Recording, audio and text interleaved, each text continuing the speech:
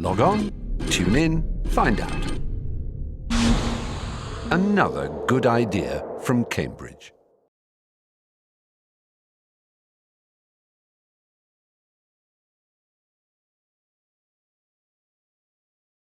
So it's a very nice thing to have a chance to talk to Lilie Nie, who has been a visitor to our department for some months now.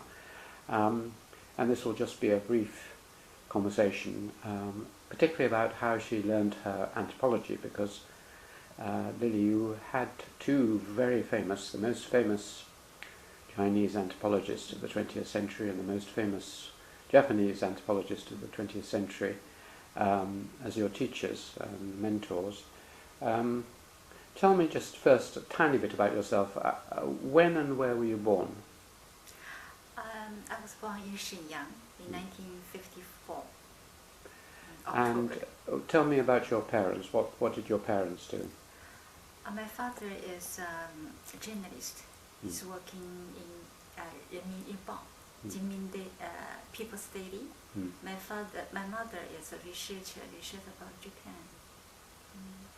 Ah, so is that how you got interested in Japan, through your mother? No? No, I have no relationship with my mother, because my mother entered his research life very late. He just followed my father, and after to Beijing, that is 1964, after to Beijing, my mother went to that research institute. I see, right. Well, tell me about where did you go to school? Which school? Your first school was in? My elementary school in Shenyang, but in the third grade, my family went to Beijing. In Beijing, I went to a small elementary school very near to my house, my family house. But in 1966, Cultural Revolution happened. So I almost stopped my education life. I entered a junior high school, but almost all the education stopped. I even couldn't go to high school. So I just, in my 15 age, I went to a factory as a worker and worked until 23 years old. And I entered university, Chinese People's University. Let's go back one stage. At the time of the Great Leap Forward and the famine in China, how old were you? You were about? About 5 or 6 years. Do you remember anything of that? I remember something. I remember something. Because my father is a journalist and he's a leader in his group. So my family, I could say, it was benefit. So we have enough food for surprised by our life, but I remember some neighbors. They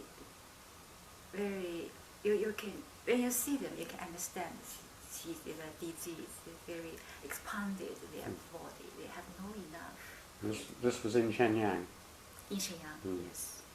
Was the famine as bad in the north, in Liaoning, as it was in other parts of China? Maybe Liaoning is better than other part, because Liaoning the soil is fertile, so have a very rich fruit greens, and also at that time maybe mainly depending the province cadres. If they very truly honest to the Chinese Communist Party, they will give a lot of food to a lot of green. Deploy green from peasant and go to the central Chinese government. For example, in Sichuan at that time, maybe 10 million people died, just because that cadres just want to follow Mao Zedong. So they deprived a lot of food from the peasant. But in Liaoning at that time, our province cadre didn't do like that. So they protected you. Yes. And you were most people aware that this awful thing was happening, or was it only afterwards that the huge magnitude of the starvation emerged? Because some people say Mao didn't know. No, Mao no. I think he know. He knew this, but he even in 1959 in the Lushan meeting, the very famous meeting inside Chinese Communist Party, Peng Dehui criticized Mao Zedong, but Mao attacked him and sent him to the countryside, deprived any occupation of him, his occupation from the Communist Party. He didn't forgive any criticism at that time about this kind of opinion. Yeah, I think he knew. And moving on to the Cultural Revolution, as you know, quite a lot of people remember being involved in it and turning on their teachers, for instance.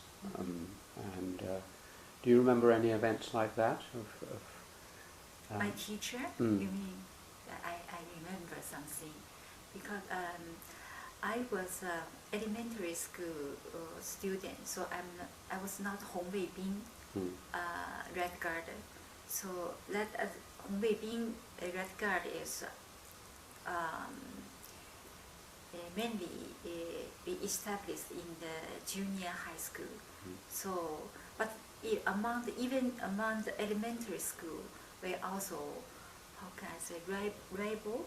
So at that time, I was 5 degree, but 6 degree as a leader. We followed them, so we criticized teacher, and even they cast, that is a female president of our school.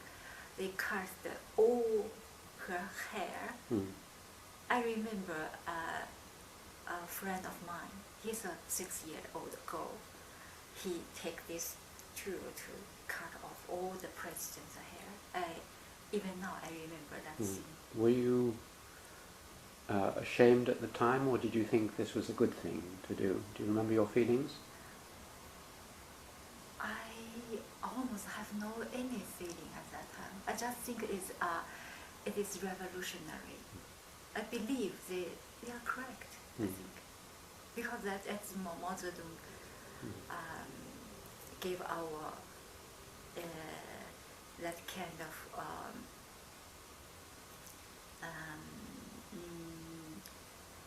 introduction, so we should follow him. And what was your feelings about Mao at that time? We all of us love him. You loved him? Yeah, love him very much from our heart. Every day we read his book and sing the songs to praise him, and even dance praise him. So almost all of us really from heart love him. Was there a time during his life when you began to feel critical of him or doubt him, or did you go on admiring him right to the end? That is the almost end to the Cultural Revolution. I was worker in Beijing, but my parents returned to Beijing. Before that, they be sent to the countryside. They returned to Beijing. So every weekend, I returned to my parents' home. At home, because my parents just returned from countryside. They have no job. They just chat each other. A lot of all the colors, all the leaders, they chat each other. All of them criticize about Jiang Qing. That is 4 bad person. The Gang of 4, yes. Yeah, Gang of 4. So, but they also have some complaint to the Mao Zedong. At that time, and also because in my factory, I can feel a lot of things I don't know why. So all of them related to the Mao's thought, Mao's introduction. So I don't know why. I have a lot of doubt about this, but I couldn't say it's that his fault. But I just doubt about him. And now looking back many years later, after he's gone, and from the new China. What is your feeling about his period and what he did? You mean Mao? Mao, yes. I think it's a very complicated problem. He, as a person, as an individual, he has a very super ability, I think. Really has a very ability. For example, his poem is very great, I think. And sometimes his idea is very great. And his, he can gather all different people together to fight with the Japanese. That is very great. Established the new China. That also is a very great thing. But we have so long tradition of China. So he, after revolution, but at the beginning, I think he also have some thought as he is emperor. This one, and he would like concentrate all the right, just he hand into his hand. This kind of behavior, this thought, this tendency, very give China is very minus influences even now. You mentioned that you worked in a factory. What kind of factory was it that you? That is a computer, make computer. Really? Yes. That's very early for making computers. Yes, yes. In China, that is biggest, at that time, it's biggest computer factory. Make the first one that 1 second can contain 1 million times. That's very big. And just for research about the oil and yeah, that is. This is what, 1968 or something like that? Exactly, it's 1970. 70. 1970, and I entered that factory in 1970. The first year, New Year, I entered the factory. And then after that, you went to university. Which university did you go to? I went to Chinese People's University. In Beijing. In Beijing. Learned philosophy. To read philosophy. Yes.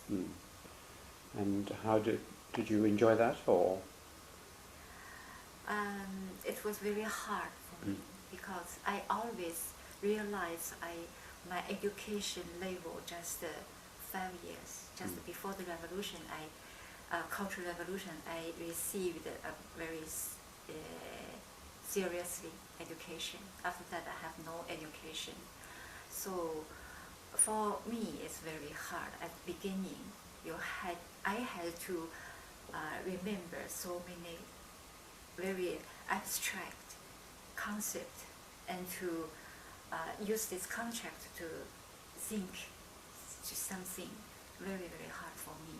So my remember ability is very trained at that time.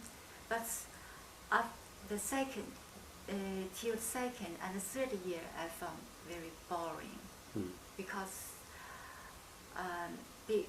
before entering university, I have so many questions about Chinese society. I would like to know why this kind of Cultural Revolution happened, why we have so many problems, so many social problems, why our younger generation should spend our life like this. I have so many questions. But after learning this kind of philosophy, I can't use this, couldn't answer anything. We just still receive the education about socialist is absolutely right, and the capitalism is absolutely right. So I think that as it didn't see the reality, it didn't form the base the reality to think something. So I would like change my subject. So at the third years, I heard the sociology restart in China. So I'm very interested in about sociology. I try to find some book and write began to write about sociology. I found sociology put a very emphasis for the investigation, social investigation, research. So I think I should change my subject. So you changed your subject after your first degree, did you? You went on and did another course, or did you change in your third year? Yeah, I finished I graduated from People's University, and at the third year I began to prepare for exam to receive that graduate students exam. So did you do a postgraduate degree in sociology, or? Postgraduate. After you yes. And was that a 1 year or 2 year or? 3 years. 2 years. 3 in years. China, Our system is 3 years. 3 years for the postgraduate. For the master degree. Masters. Yeah. And where did you do the masters? Master is in Beijing University. Peking University. Peking University.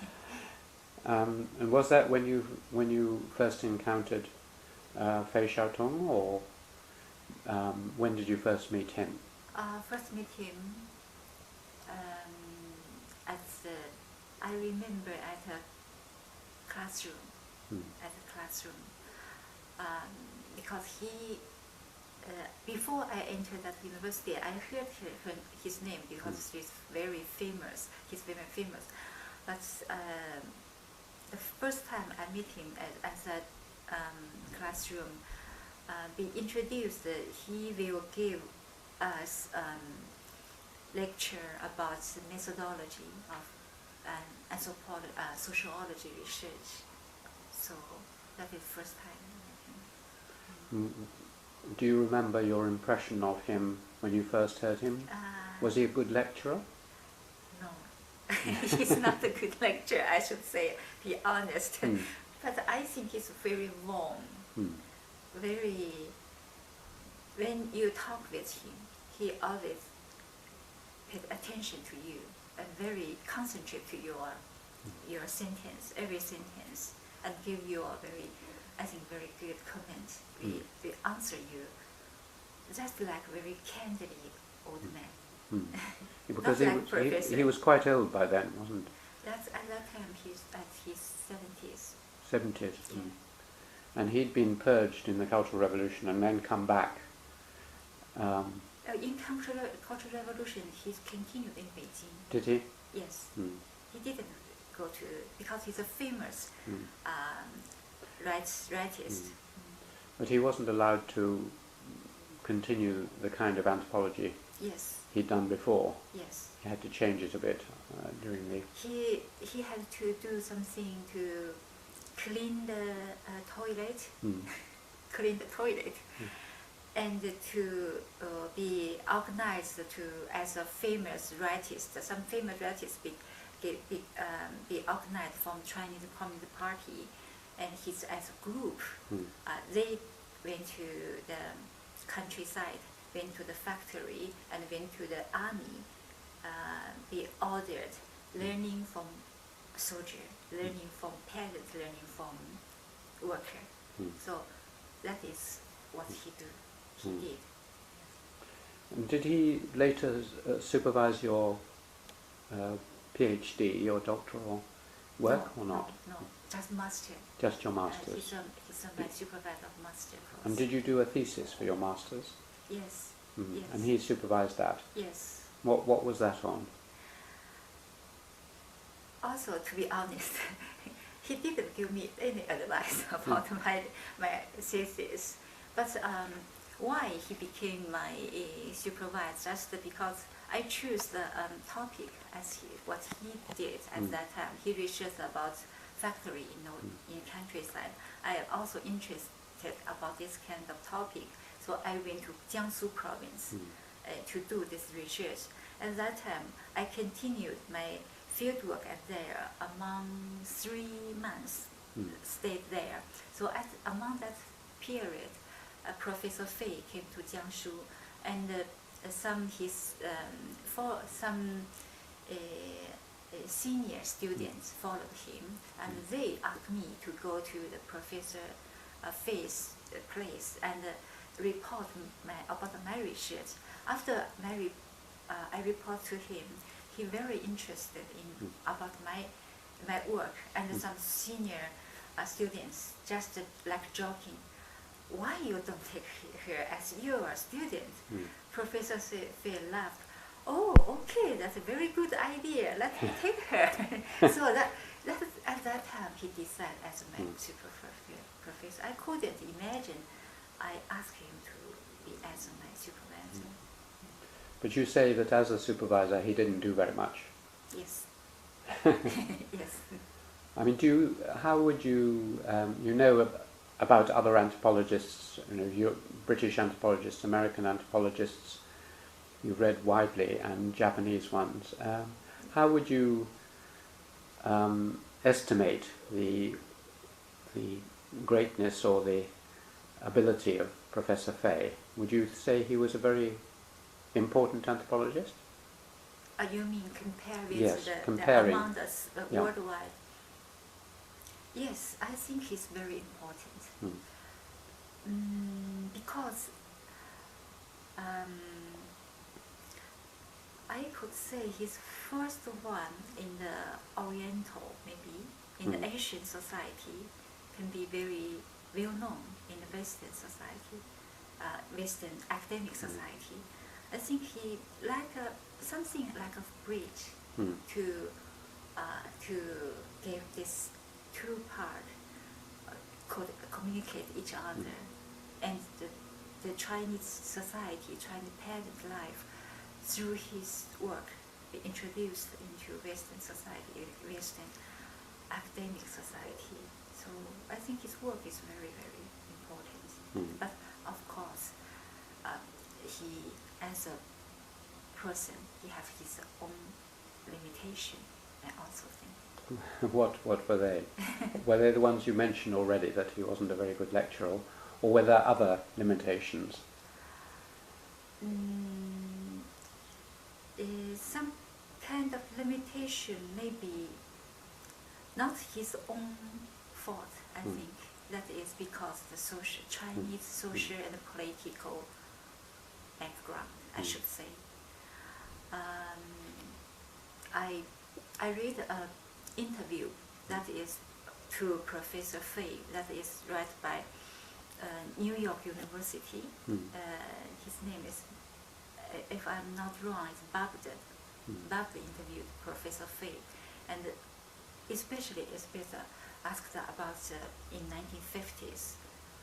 So he told a lot of things about after he built as a rightist,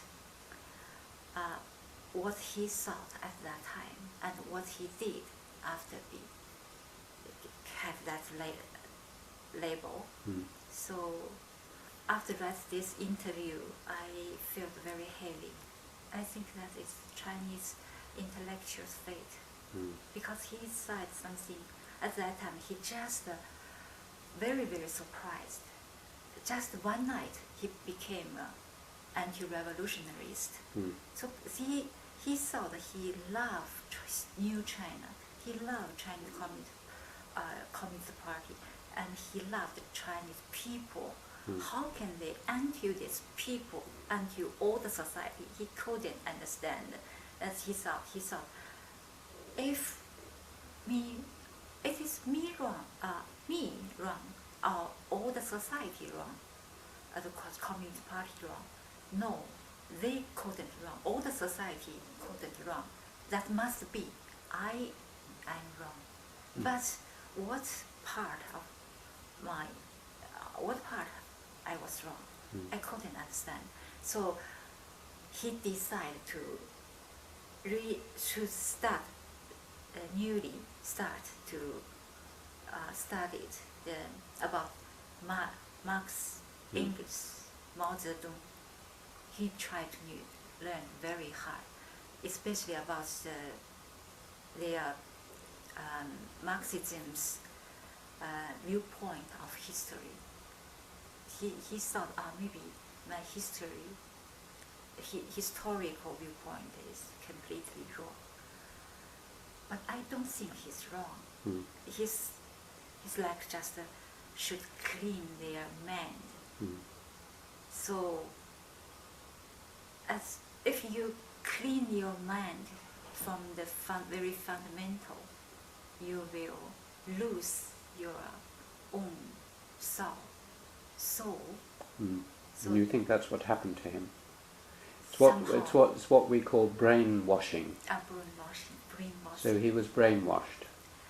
He brain- resists the latter part. He kept his personality, his character. He still warmly, still have a very truly honest to the society. That didn't change. But sometimes he couldn't say anything, so he kept silence. And he chose some subject he could do.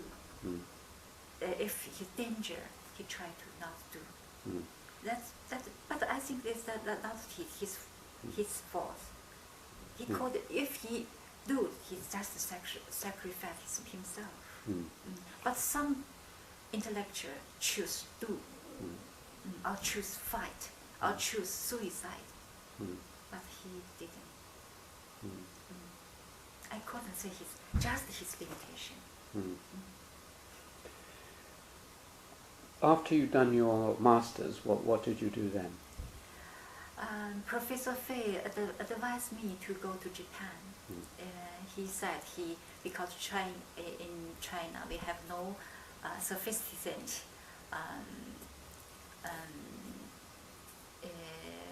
teacher, professor to teach students about the sociology or anthropology. He would like send his students to all around the world.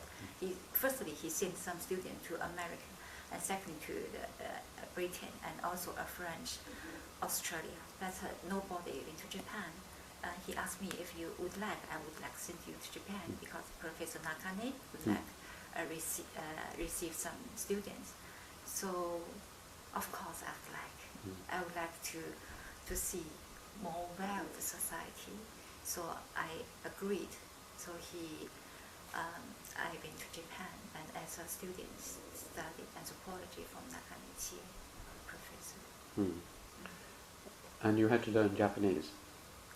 But at my university, from the first year I learned Japanese as a foreign language.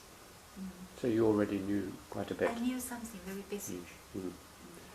Did you have any ambivalent feeling about going to Japan? Because after the war, and particularly in Liaoning, where the Japanese had occupied and where there had been atrocities and so on, there must have been a lot of anti-Japanese feeling when you were growing up. But at that time we have no this kind of feeling.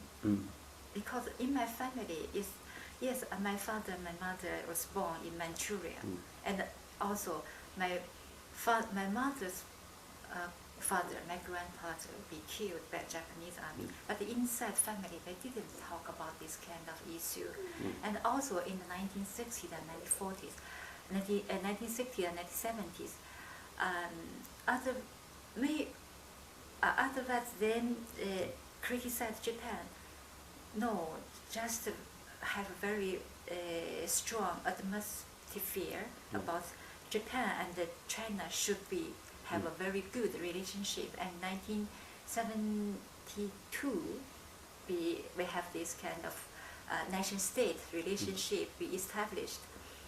But I remember I was a worker and just we have a big meeting, all the members gather together, and for the speaker, we hear the Zhou Enlai Premier Minister Zhou Enlai's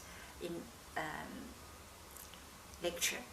He talked about why we should waive our rights to not claim of the compensation from Japan, because we should, between our two countries' people, we should establish very good relationship. So I have no this kind of feeling about anti-Japanese. you went from a China that was partly through Mao still struggling to industrialize and still very poor in the rural areas particularly, to a country that had already begun to zoom ahead economically. Yeah. It was the great years in Japan of economic growth. Were you struck when you arrived in Tokyo at how much wealthier and more technologically sophisticated it was, or not? You mean the first prize? Yeah. Before I went to Japan, because my father is a journalist, he had some relationship because he knew Japanese, so he had some relationship with Japan. He also be sent to Japan 2 years, from 1996 to 1997. 2 years he lived in Japan as a journalist. Before that, you said Before I went to Japan. So 1967 or 77? 1976 to 1978, 2 years. So I knew Japan through my father a lot. So I knew Japan is more developed country than China. I have this kind of conscious, so I didn't surprise about this kind of things. At that time, Chinese people liked the Japanese TV, Japanese fridge very much. So, of course, Japan developed. I have this kind of imagine, but I am a little surprised. Is Japan can still keep so many traditions. That is a surprise. I didn't. I'm not so familiar with Shanghai, but I have this kind of feeling, like 1930s and 40s Shanghai, and this kind of atmosphere. Yeah. So it kept the atmosphere of 1930s Shanghai. Yeah. With all those, and also all those processions and temples and everything. Yeah. Yes. Along very prosperous street, a modern department, just a very small temple showing there, and some people will give a very beautiful floor to there and they pray there. I feel very fresh scenery. Tell me about Nakane Chi. Was she your supervisor? Yes, at the beginning, the first year. You were doing a PhD, were you? Yes. And she was your supervisor for the first year? Yes. What is she like? She's still alive? My first impression is she's just like a superwoman. He's so great. So he's always keep his figure very elegant and very serious. Before her, I always feel stress. So I can't relax before her. And he's very, I attend his seminar very seriously. When I answer something wrong, she didn't angry, but her comment is very serious. I'm very ashamed of myself. So I try to work very, very hard to get a very good point, and try to discuss something with her and try to give her a nice impression. And after that 1 year, did someone else supervise you? Yes. Who was that? Professor Nakane Chi ordered Professor Ito Abito to be as my supervisor. And did you get on with? That's presumably a man, is it? Yes. Yes. Did you get on with him? Yes, because before the Professor Ito, I feel freedom, and he's really he allowed me to research my style. And what I try to do, I try to challenge. He always support me. So I think it's very, very nice. Did you go on knowing Professor Nakane later on after she'd stopped being your supervisor? Have you known her over the years as a colleague or a friend, or did you not see very much of her after that? After that, I also continued contact with Professor Nakane. I remember her birthday is November 30 November. I try to continue several years, not until now, but several years. I try to, before her birthday, or at that day, I try to give a flower to her. Sometimes I visit her, and also after her, she retired, Professor Fei also visited Japan several times. Every time I contact Professor Fei to visit Professor Nakane, talk with her. You must have read some of her works on Yes. the Vertical Society and Yes. so on. Do you like her work? Do you think it's very... Yes, very much. Even now, I still use her book as a textbook in my university to teach students. And last year in my university, I organized a series lecture to the citizen, open lecture to the citizen. So I have idea, just introduced about intellectual women in Japan after Meiji area, Meiji period. So Nakane also as one time I introduced Nakane to the citizen. So I like her work very much. What was your PhD on? Was that the work back in China? Yes. In rural China? Yeah, in northeast China, in Liaoning province. And what was the theme of that work? Theme is about the kinship. I did my fieldwork in a small village, not so small, about 900 people live there. Almost all of them is Liu, or just one lineage, the very small majority inside the village. I researched, I lived there almost 1.5 years with them. Some of my friends say that Chinese and Japanese kinship is more or less the same, and others say it's very different. You know them both, but unusually well. How would you... I think it's very different. Very different. Very different. Because Chinese is patrilineal, have very rich this kind of principle, and very emphasize to the blood, the same descent, the same blood, the same bone, and the patrilineal, just the male, this descent be very rich, protected. But that is a principle, absolutely principle. But in Japan, very softly, flexible, have no this principle.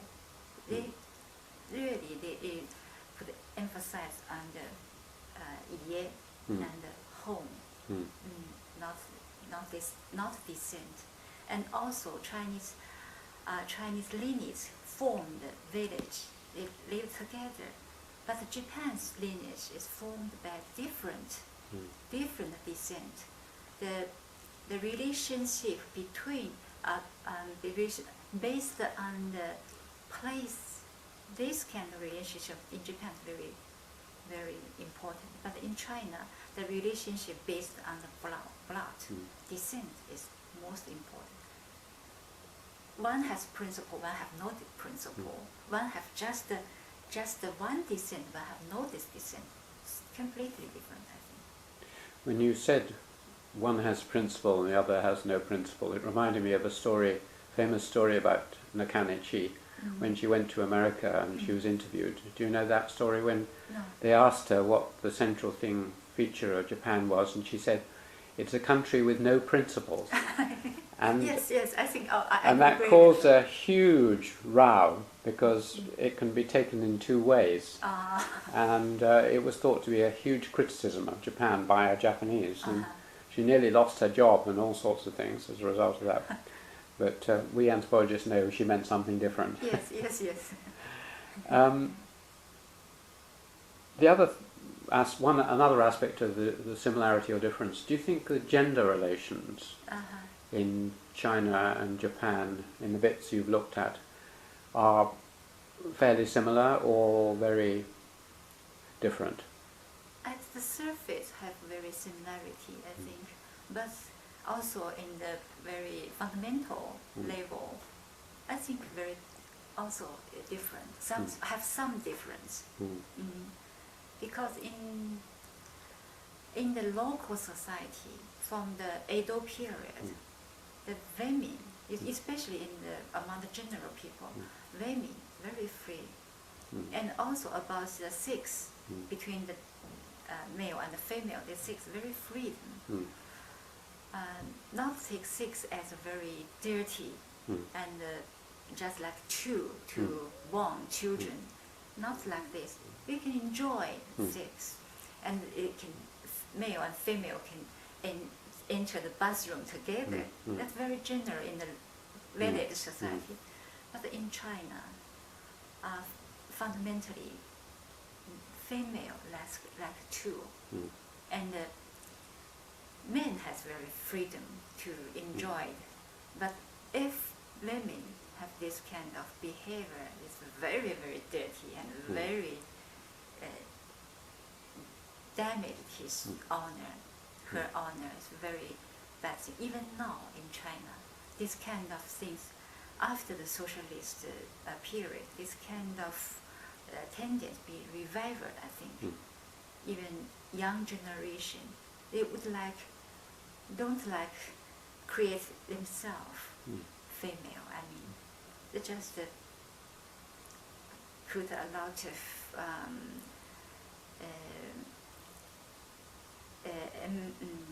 they would like to marry some man, powerful, successful married. For them is very important. What one of my students calls a hand wife. Become a hand wife. Hand wife. Yes, subservient to a rich, powerful man who will look after you, protect you. Yes. Tell me just finally something about your current or recent work on Japanese behavior in China, because that was a very unusual topic. Tell me what you decided to do research on. That is, I should say that's just a start by accident, not my own will, because I just be asked by the Japanese lawyer. They asked me to give some help because they start this kind of research investigation in the infected area, but the infected area and the victims so numerous, so huge, and so wild the area, so they couldn't grasp all the situation, whole situation. So they asked me, as an anthropologist, maybe you have some methodology to grasp this whole image, whole situation. So at the beginning, because I didn't know anything, so I just agreed so I can go to the area. Which area was it? I went to Hunan province, Changde prefecture. So I went to there, I found it exactly so many people were waiting there for talking with me, talking with the lawyer. And before that, they had no chance to express their And this was about the dropping of yes. disease agents Yes, yes, yes. on the Chinese population by the Japanese during Yes. the Second World War. Yes, yes. What diseases? Plague. Bubonic plague. Yes, that bombing, just bombing in the town, among that area has a central town, that's Changde prefecture's town, and the Japanese airplane dropped bombing. That's combined with the green, the plague-infected flea inside this green, so spread very quickly. So they dropped the fleas. Fleas spread very quickly. 11 days ago, this after, firstly in the inside town, a patient appeared and then quickly spread to the countryside. Over 400 villages be infected at that time. From 1941, this airplane bombing is happened in 4th November 1941, and this plague continued happened until 1945 at that area. So I tried to. Did they do this anywhere else in China? Did the Japanese drop these kinds of bombs anywhere else Yes. in China? According to Chinese researchers, historians research, they may they may spread this kind of, scatter this kind of, do this biological warfare among over 10 provinces. 10 provinces. 10 provinces, over 10 provinces. And were they doing this so that they could win the war, or were they doing experiments to see what effects this would have, and as a kind of experiment, because they did experiments in their camps as well, famously, on people? Yes. Was this really just to try and kill as many people as possible? They started this kind of research from the 1932. Firstly, in Tokyo, established immunology department in Tokyo Army's medicine at college, and after that they established 4 troops, biological weapon troops, mainly in China, in Manchuria, Beijing, Guangdong, and another one is Singapore.